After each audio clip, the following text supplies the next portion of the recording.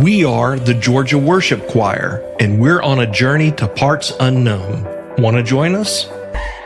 See, we believe there is still a place for choirs in modern worship, and that God still uses choirs to bless people. But with fewer churches having choirs, where is a singer to go? So we're asking the question, is it possible for a community worship choir to exist? Would total strangers with nothing more in common than a love for singing and a love for Jesus come together to form a choir? That's the grand experiment. That's the journey we're on. Come along with us, and together we shall see.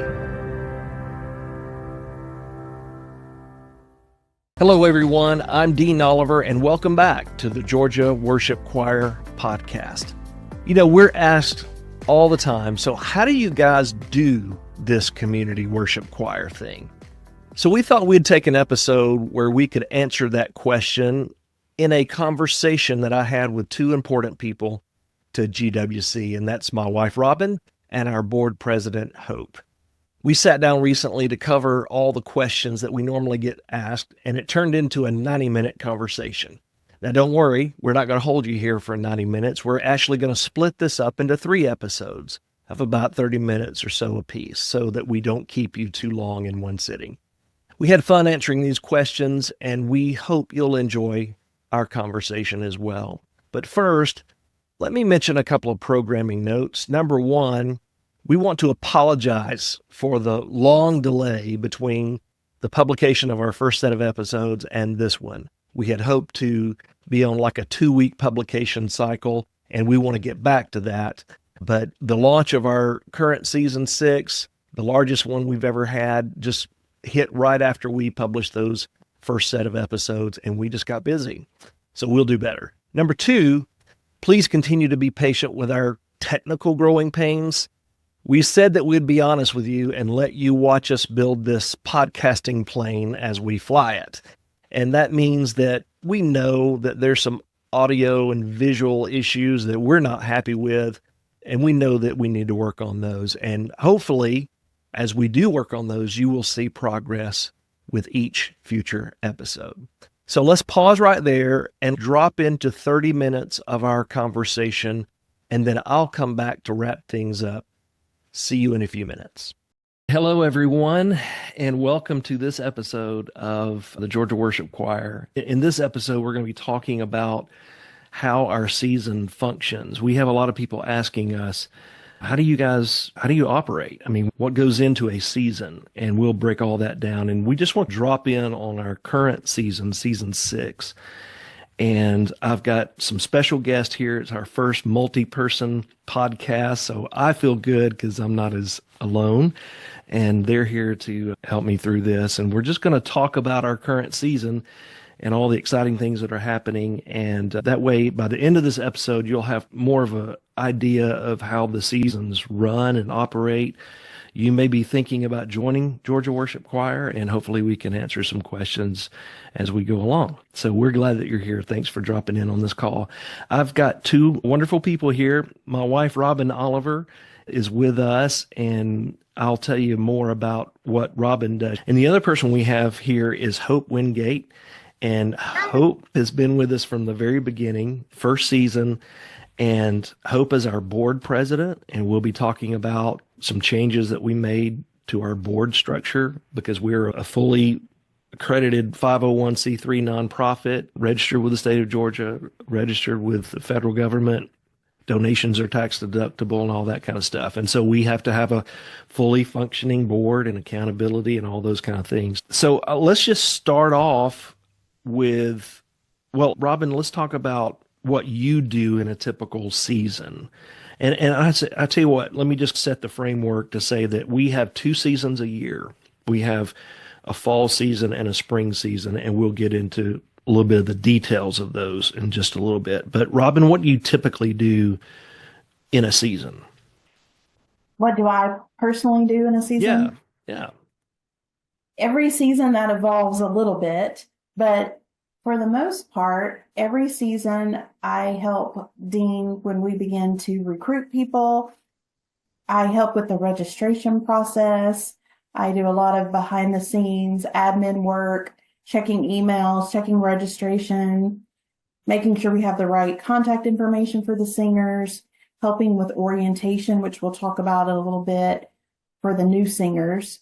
Mhm. And on a typical week, I help a lot with just the setup, the takedown.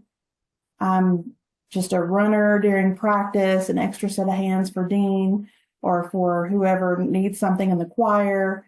I'm just that backup person to do the odds and ends that aren't assigned to a particular person.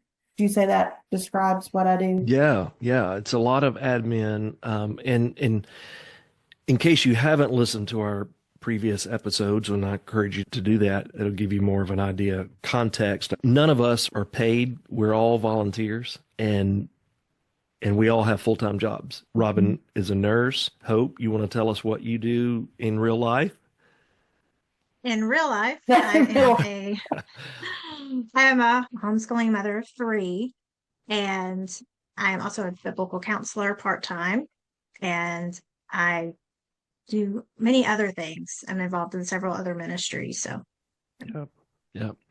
And so we've all got other things going on. And so there's a lot of, we'll talk about how we spread the load and spread the work so that it's not overwhelming. But Hope, give us an idea, talk about the seasons and how, because you were with us from the very beginning when we built out the structure. What does a community worship choir, what's that going to look like? What's our calendar going to be? And tell us about our structure right now. like you said, we have two seasons, one in the fall and one in the spring. We meet for 12 weeks, and the majority of those weeks are rehearsal time. And we meet at Lawrenceville First Baptist Church in Lawrenceville, Georgia, on Sunday evenings. And we usually end each season with 3 concerts. And those concerts are held at different venues, most of them at churches. We hope to add one outside this season, but the majority of them are at partnering churches. And so why did we set it up in a two-season format rather than just we sing all year long and maybe we have one period of enrollment? Why did we set it up in a two-season format? We understand that seasons are different for Mm. families and those who want to be a part of the choir. So we wanted them to feel like it was a family where they could come and go as their availability allowed them to. So if you come for the fall, you're not obligated to sing in the spring and vice versa.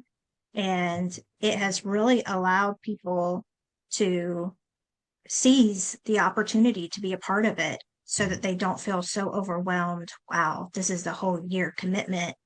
Rather, it's mainly 3 or 4 months of commitment at a time. And that makes it much more doable for a lot of people. Yeah, that's right. And by the way, I should have said this in the beginning.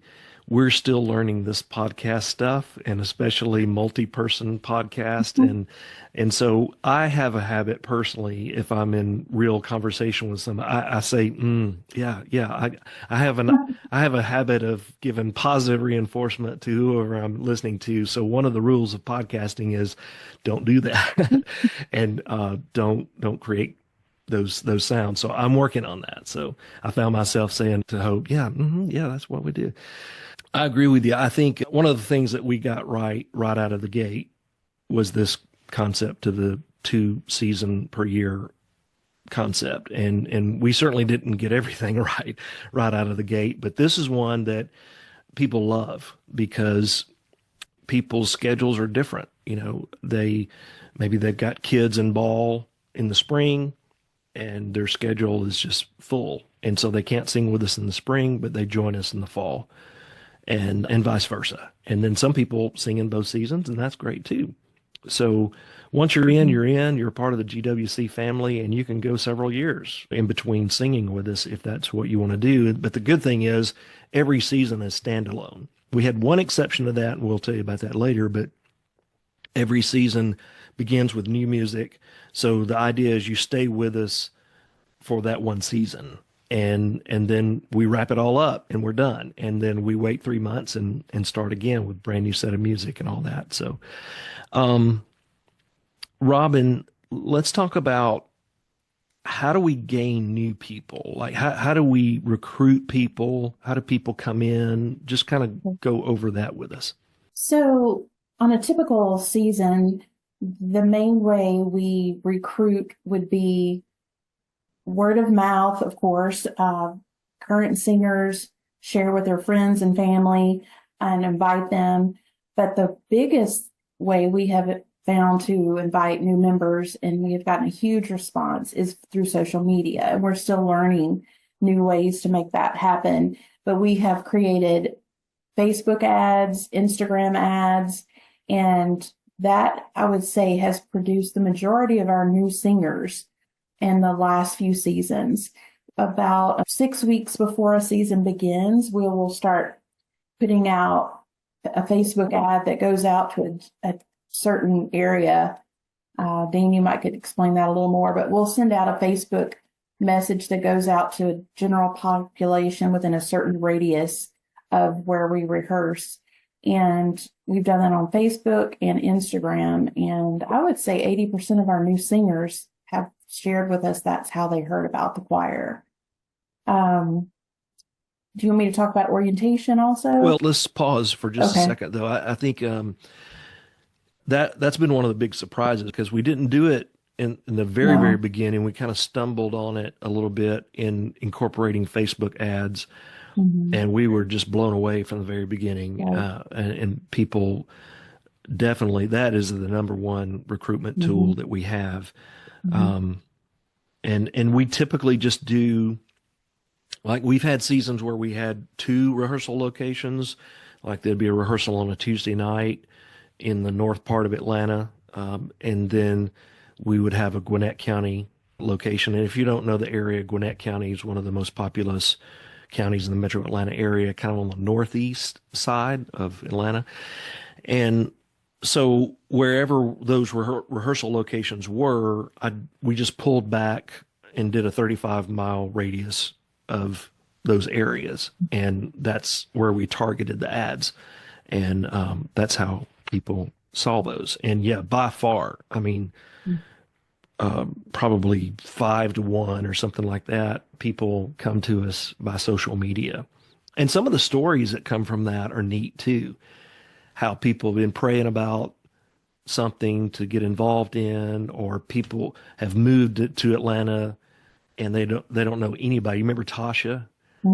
She moved her family here to Atlanta, didn't know a single soul, and saw us on Facebook and joined us, and we became her first set of new friends here in Atlanta. So thank you, Facebook and Instagram and all those things. So what do they do if they see our ad to get the ball rolling? On our ad, we will tell them our GeorgiaWorshipChoir.com is our website. So we have that on all of our Instagram advertisements, Facebook advertisements, and we will tell them to go to the website, and there's a link they can click on if they would like to pre-register. We usually have pre-registration open for 3 to 4 weeks prior to the season beginning. And pre-registration is not a written in stone commitment. It's just they want to come check us out. They pre-register, and when they do that, it generates an email that I receive, and it gives me their contact information. And then at that point, after they have pre-registered, we will send them a link and information about orientation. This is something we probably started after maybe the 3rd or 4th season. We began to realize as we were getting new singers, we had to find a way to get them information ahead of the first practice because it was a lot of information. It could be very overwhelming. And we've tried different methods, but this season we had them come to an orientation session a week or 2 before the launch rehearsal. And during that orientation, we went over different apps that they would use, ways that they're going to receive their music. We gave them a tour of the rehearsal location, made sure they knew where to park. where to come in the building, what to expect when they arrived at rehearsal. And during that, the only requirement we have for a singer, people say, do you have to audition? And we don't really have auditions, but we do require each person to do a pitch matching test. And it's literally 1 or 2 minutes at the piano with Dean, and he may have them sing a few notes after he plays them on the piano. He might have them sing Happy Birthday just to see if they can match pitch, because a lot of our singers, they don't even read music, and that's not a requirement that you can read music. We just need to know that you can match pitch when you hear the song. And most of our singers learn from hearing and from memory, and they cannot actually read the music. And that's been a surprise to some people. And once they come to orientation, we answer a lot of their questions, and they meet some friendly faces from the choir. We usually have a few alumni there, previous singers. We have a couple of board members, and we go over just what a season's like, what to expect. And so when they come that first practice, they have some familiar faces when they walk in the door, and that seems to have helped a lot. Yeah, and we used to not do that. Right. We used to do day of launch orientations. I remember when we first started, I think our orientation was 15 minutes long. And so Hope, tell us about launch rehearsal. What's that like, and why is that so important? Launch rehearsal is like a party because all of the alumni are so excited to see each other again after a break. We're excited to meet the new people that are coming in. And I'll say one thing about orientation too. Since we've made it a little separate event where you come before, that has really helped even the alumni, because you only need all that information one time. And second season, I remember sitting through all that information again once we'd already had it. So now it's just a much more efficient use of launch rehearsal time, and it allows us to have more fellowship together rather than the bookkeeping or the housekeeping aspects of joining the choir. So launch is like a block party. You join together. We're all excited about all this music that Dean has been keeping a secret now for months and months. I'm going to say something about that in a minute. Everybody wants to know what the songs are this season. And they also want to know if he picked one that they suggested on our Discord platform. And so it's a lot of hype, a lot of energy. And it's even a lot of energy from the new people, even though they may be nervous or shy. They have such a charisma about them coming in because it's all so new, and they just are soaking it all in.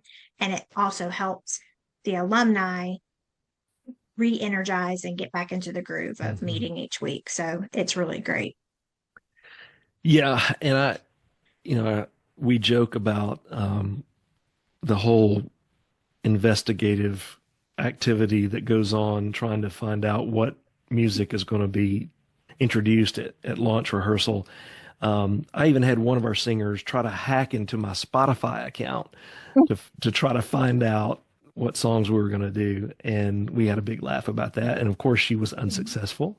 And how many songs do we do, Hope, typically? 13 to 15 songs each season. So we sometimes have one repeat, whether it's the doxology or a alumni favorite has become One Day, which is when we all get to heaven. And so it's really exciting to get to some of the songs we know. Some of the songs are really modern and we hear them on the radio, and some of them Dean pulls out of a cantata book from the 1980s probably, but it's still so good. Yeah. A good song's a good song, no matter when it is, right? Yes. And who is the composer of that One Day When We All Get to Heaven song?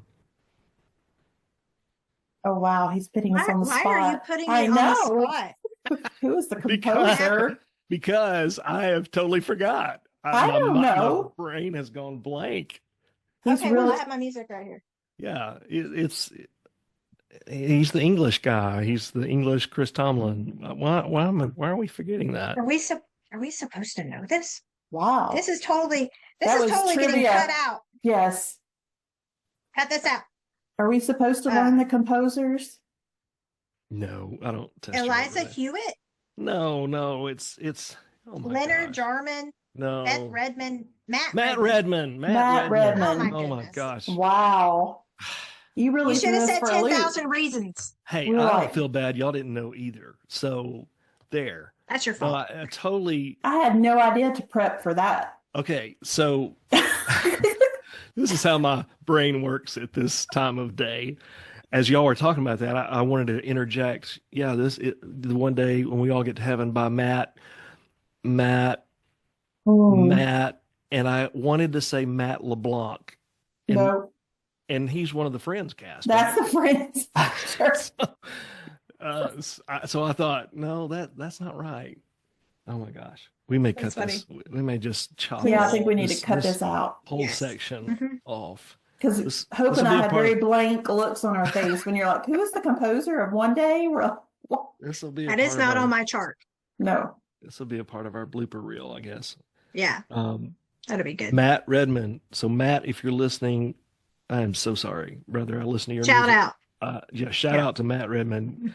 I listen to your music all the time. I just had a brain blip. So yeah, launch rehearsal is just like a party. You're right. And while we're here talking about the new people and the new energy, Hope, tell everybody what we did last season. And the jury's out on whether or not we want to do that again.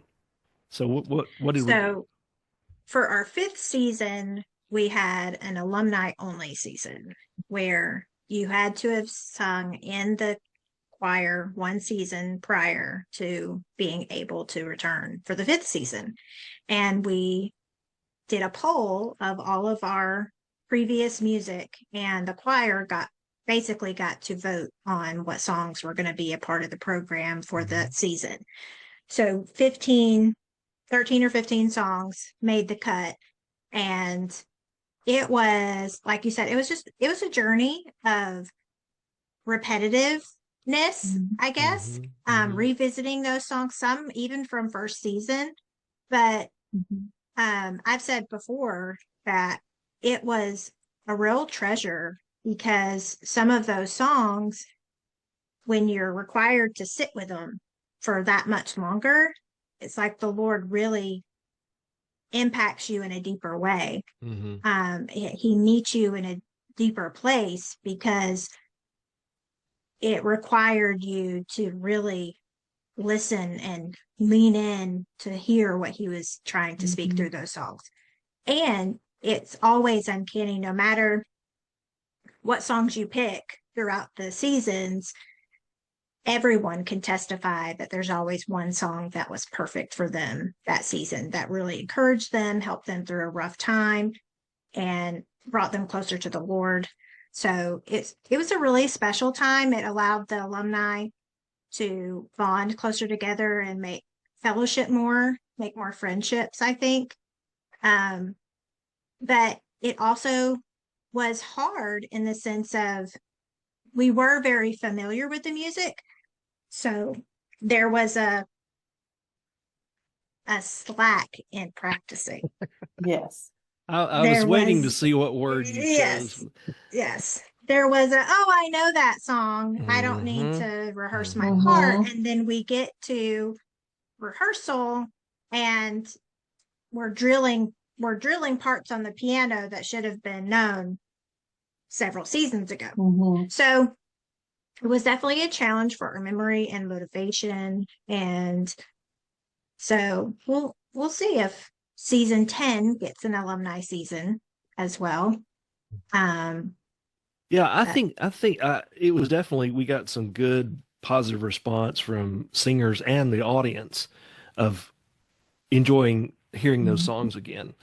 And there were still in that group, and I think we ended up with what, Robin, 50 or so in that? An average Yeah. low 50s. So for context, we've had, I don't know what our number is now. We're not quite at 200, but we've had around 175 individuals over the last 6 seasons who have participated, who've made it as far as a concert. So 175 people are alumni to our effort. And so there was still, even coming back to the old music, there was a lot of learning that needed to take place because some of the people just joined us in season 4, and we pulled music from seasons 1 through 3, and they had to learn all that. I think the only downside to the alumni season was just the lack of the new people. Just the lack of that energy. energy. Yeah, the energy and the excitement, and because it's like when new people join, it's like Christmas morning. It's like seeing the kids with their toys, and we remember. Oh yeah, that's what it was like to come into this thing new and fresh. So, all right, let's get back to our outline here. So Robin, tell us about this season. How many people pre-registered approximately? In the very beginning?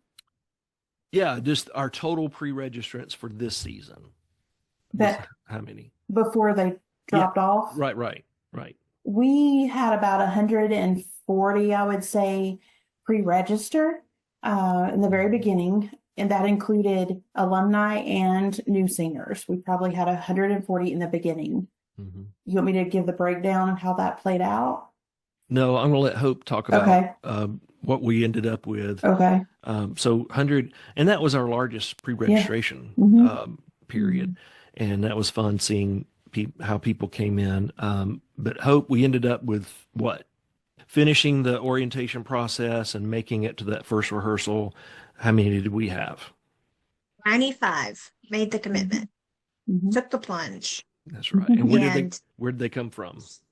Those 95 are coming from 9 different metro Atlanta counties, and they're representing 50 different churches. That's what's amazing. Yeah. And Robin, you will know, out of that 95, how many were brand new? Because I know they outnumbered the alumni. We had about a little over 50 brand new people and around 40, 42 alumni. Yeah. So we had drop off. We always have drop off people. And we tell them, like Hope said in the beginning, we tell them, look, if you have even the slightest thought that you might want to sing with us, go ahead and pre-register, so that it gets you on the mailing list and we get information to you. And so we know that not everyone is going to sign up. And a lot of people, the vast majority of people that don't show up end up emailing us and telling us the reason why, whether it's, hey, I wanted to join you guys so bad. I'm so sorry. Work, family. And we don't ask them to give us a reason, but they just volunteer the reason. And then one of the biggest reasons is distance. We only have one rehearsal location now on the northeast part of town. And I've told other people, we have had so many people from all other parts of Atlanta say, if you were only a little bit closer, if you had a rehearsal location inside the perimeter, we would come join you, and we would probably double, if not triple, in size. And so we're working on that. We're working on future locations because that is an issue. So Hope, when and where do we rehearse now? Let's talk about our kind of our home base right now. Where is that? So we have one rehearsal a week on Sundays in the afternoons, and we meet at Lawrenceville First Baptist Church in Lawrenceville, Georgia. What time? What times? 4:30 through 6:30. That's correct, Hope. You didn't say there was going to be a quiz. I know. Hey, 4:30 to 6:30, and that seems to be really working well. Gets people out before dinner time, really, and so for some people, the distance is great because they live in Gwinnett County and we're close by. I want to just give a shout out to Lawrenceville First Baptist Church because they are so gracious as a host, and it's a perfect facility for what we do, and so we appreciate that. Okay, guys, we're going to pause the conversation and we'll pick up right there in our next episode. Thank you again for joining us today. And as we end, I'd like to ask you to do two things while you wait on the next episode to drop. Number one, go back and watch or listen to our intro trailer and the other two episodes so that you'll have more context for the remaining parts of this conversation. And number two, go to our website, georgiaworshipchoir.com, to follow our progress, sign up for our newsletter, and see when and where our concerts will be in just a couple of months. So until we connect again, keep singing.